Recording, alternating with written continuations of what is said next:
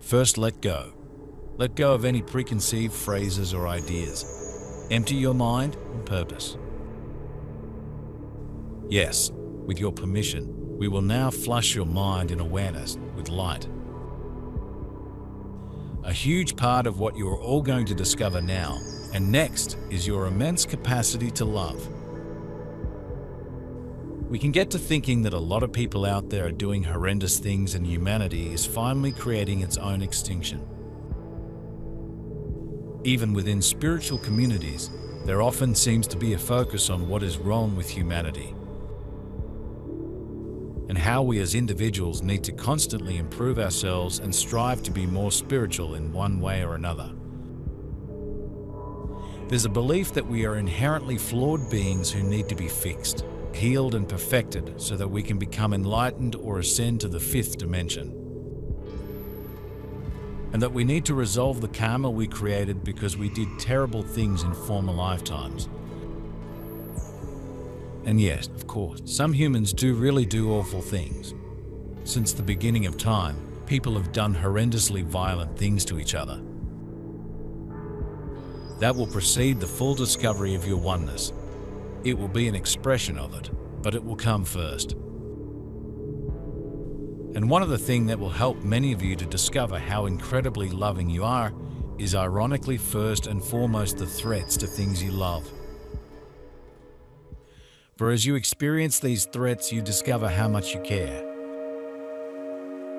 Now we wish to be clear. The things you love are not being threatened by some non-physical force in order to stimulate this awareness, but rather by some human beings who have resisted evolution and are in profound states of disconnection and denial of who they truly are, infinite and eternal, one with all that is love. So they're threatening things you love so that they can harvest the resources they see as adding to their already significant money or assets or power, or all of that. And in doing so, threatening what you love. However, it's important to remember, first of all, that it really is a small minority of people in the world who do these horrific things. Most ordinary people don't. And have we ever really questioned why these people do the terrible things they do? Are they all really inherently evil?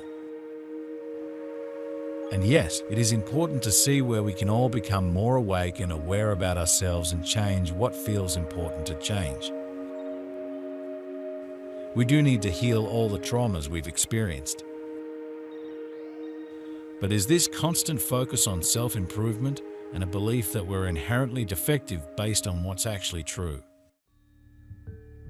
Maybe we can ask the question, are we still somehow caught in the old religious belief about humanity being born in sin?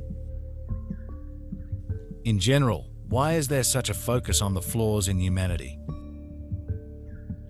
And why is there a sense of inherent shame, either conscious or unconscious, about who we are? Is humanity a race that really is so flawed? Now, some non-dualistic teachers might say you are discovering how attached you are, but we're not seeing it that way. We're seeing how much you love aspects of your life experience, even if that loving was almost second nature at this point in so many ways. That deep satisfaction you had in loving your life in the past included these things that are now being threatened, even though you were not specifically articulating them. And so as the things that you love are threatened, it is awakening within you and others your awareness of how precious this life is. In certain ways with regards to your nation or your way of life in America, for example, and the many different elements that make that so. And as this is threatened, it makes clear to you where you stand. You do not want these aspects of your experience to be destroyed. You do not want the expression of your nation to regress or go backwards in terms of human rights and care for the American people and others in the world who America helps. And so you are awakening to the depth of your love of harmony and peace and empathy and care. And even if it's peace as in the absence of war, it still feels better to you than overt conflict and global tension, and you can feel that. and it makes clear to you what you prefer. Think about it. Considering all we humans have been subjected to, it's actually kind of amazing that so many of us are as sane, kind, compassionate, and loving as we are. It's important to remember all that we have been subjected to. We have been poisoned for many, many years now. Our food, our water, our air, our soil, and even our medicines are all saturated with substances that are unhealthy, if not downright poisonous, to our bodies. We have been controlled and lied to by corrupt government authorities.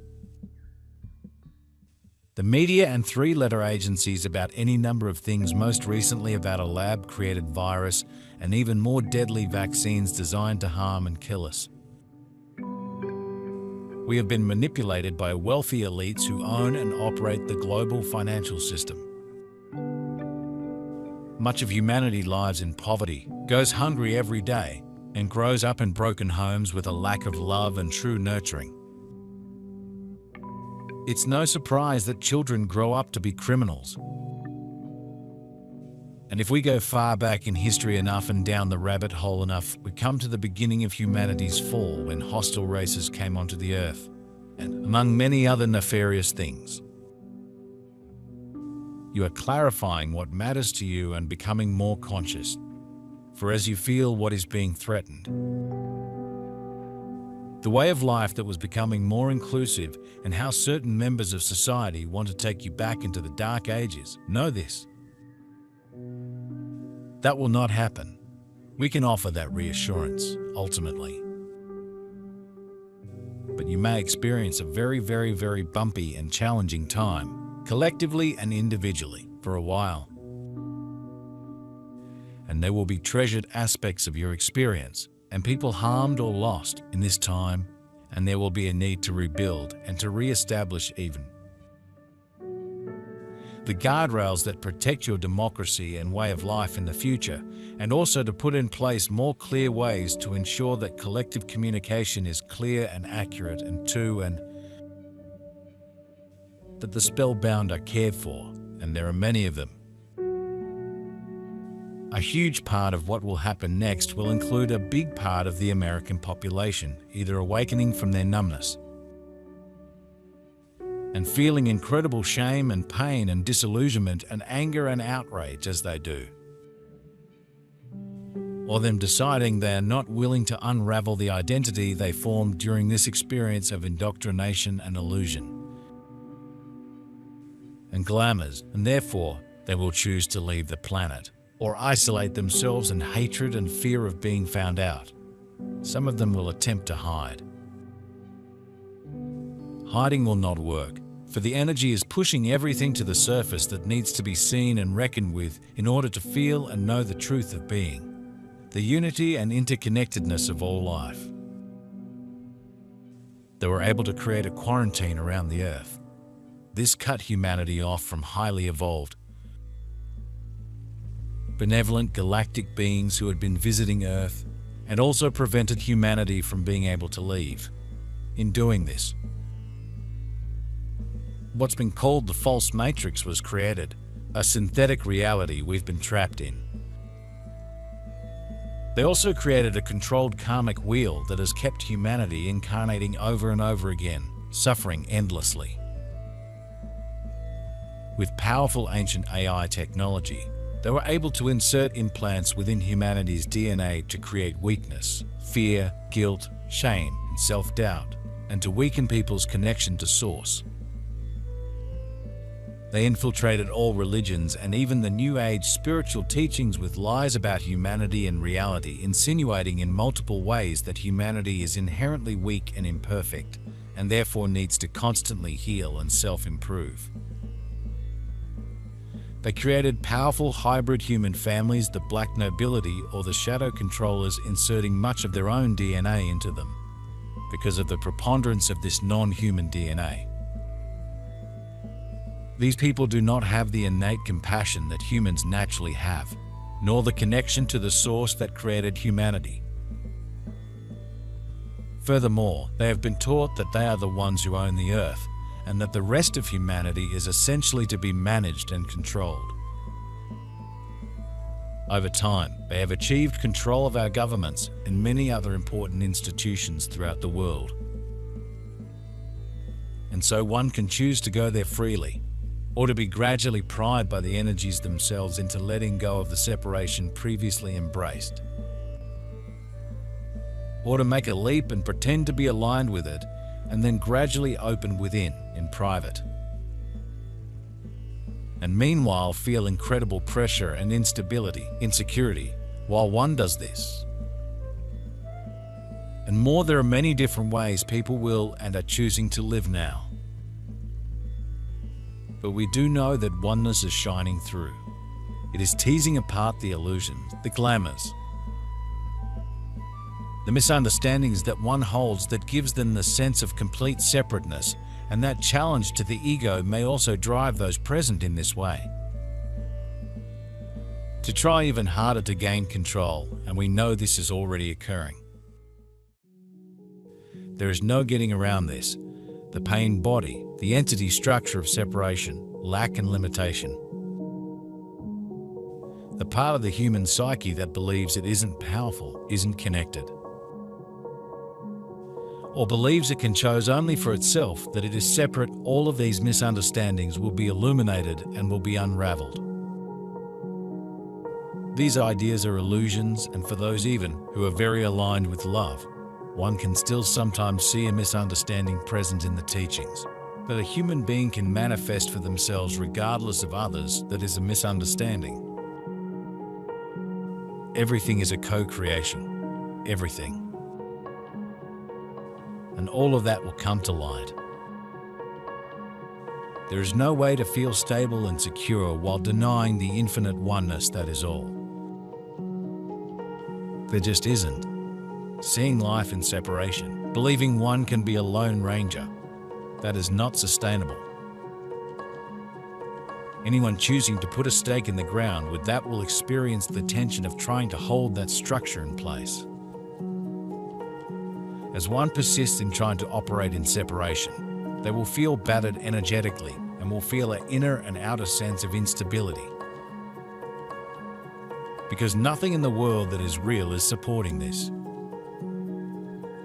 These people compose just a small percentage of people on the planet, and yet,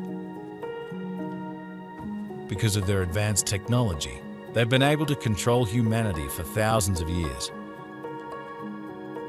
And they know well how to create division and fear through continuous wars and increasing poverty and illness among us. Fortunately, these beings will eventually be forced to leave the planet in one way or another, because they will not be able to ascend into the fifth dimension when the Earth makes this shift. But this will take some time yet, and until then, they will continue to wreak havoc and create fear in all ways possible, including continuing to create wars, poverty, and illnesses. Humanity continues on, despite everything. So, given all this, is it surprising that certain traumatized humans become criminals and steal and traffic drugs and murder people? And that others choose to go to war? Or that hatred streams back and forth between certain groups? And isn't it amazing that most of humanity has managed to not do any of that? Not only have we survived, we have in many ways continued to evolve and thrive.